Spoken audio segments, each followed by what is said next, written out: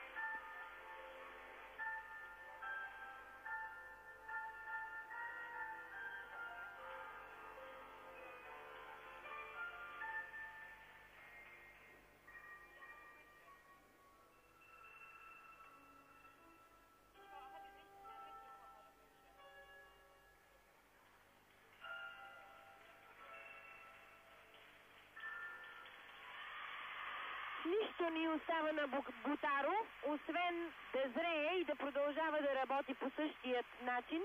Това, което си има от природата, е предостатъчно, за да стане гимнастичка от класа.